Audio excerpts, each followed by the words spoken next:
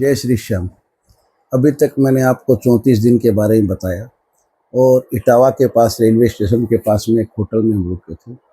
अब हमारी यहाँ से एक नई जर्नी शुरू होने वाली थी, क्योंकि हमने रात को एक डिसीजन ले लिया था कि हम गांव के रास्ते से जाएंगे, जो भरतपुर के पास या आगरा के पास कहीं भी निकलेगा, वहाँ तक हम ये गांव का रास्ता ही पकड़ेंगे। ये करीब करीब 100-150 किलोमीटर का रास्ता था। ये सोचते हुए कि 100-150 किलोमीटर में जो तकलीफ आराम क्या आएंगे, वो एक आइडिया हम लोगों को आ जाएगा। ये सोच कर के हम लोग सुबह होटल से जल्दी निकल गए और नीचे में दुकान थी, नहा धो करके हम लोगों ने नाश्ता कर लिया। नाश्ता करके हम लोग चल दिए, गूगल मैप को चालू कर लिया और हमारी गाड़ी को हमने साथ साथ ले लिया। आधे घंटे 15 मिनट में हम सिटी क्रॉस कर गए। सिटी क्रॉस करने के बाद हम गांव के रास्ते से चल दिए। गांव के रास्ते में चले, मौसम बहुत सुहाना था, ठंड तो थी ही और रास्ता एकदम खाली, पूरा प्यारा रास्ता।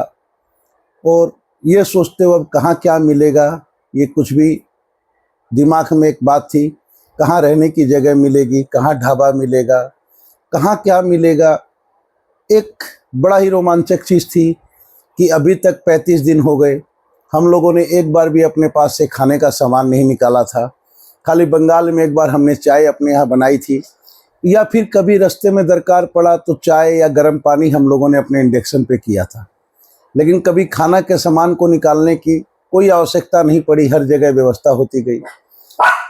यही सोच करके कि जो है, हो सकता है आज हमें अपना खाना बनाना पड़े, हम लोग आगे बढ़े जा रहे थे।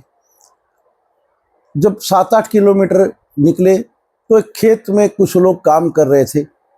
उन्होंने हमें देखा, वो हमारे पास आए कि क्या बात है, आप कहाँ जा रहे हैं, क्या है नहीं है। तो हमने बताया ऐसे ऐसे हम कलकत्ता से हैं, यात्री है और ऐसे ऐसे खाटू धाम जा रहे हैं। तो वो ज़बरदस्ती करके अपने खेत में ले गए। उनके खेत में खाद डली हुई थी और वो गुड़ बना रहे थे, गन्ने का गुड़ बना रहे थे, गन्ने के रस के साथ में। तो हमने कहा ये क्या बना रहे, तो उन्होंने बताया गुड़ का हम लोगों का काम है और हम लोग गुड़ बनाते हैं। फिर उन्होंने कहा कि आप क्या खाइएगा। हमने कहा हमें कुछ खाने का तो हमारा इरादा नहीं है, क्योंकि हमें चलना है।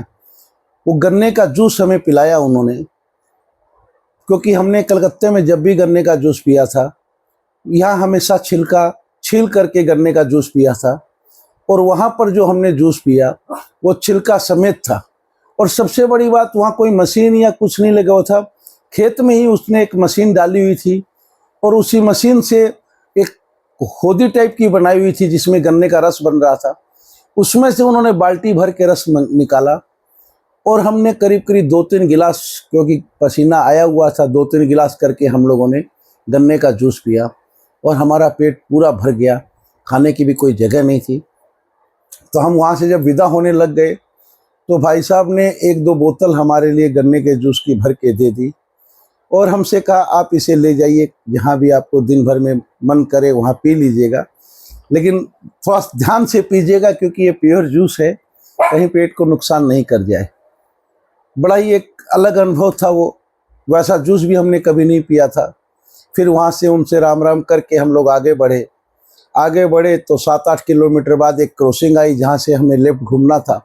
वहीं क्रॉसिंग पे एक लाइन का ढाबा था, वहाँ खटिया वगैरह लगी हुई थी और हम लोग करीब करीब 20 किलोमीटर चल चुके थे और दोपहर के 12-1 बज गए थे। तो हम लोगों ने वहीं पर विश्राम करना उचित समझा, वहाँ विश्राम किए। फिर उन्होंने हमने खाना बनवाया, उन्होंने दाल फलके हमें बना करके दिए और फिर 3 बजे करीब हम वहाँ से फिर वापस निकले।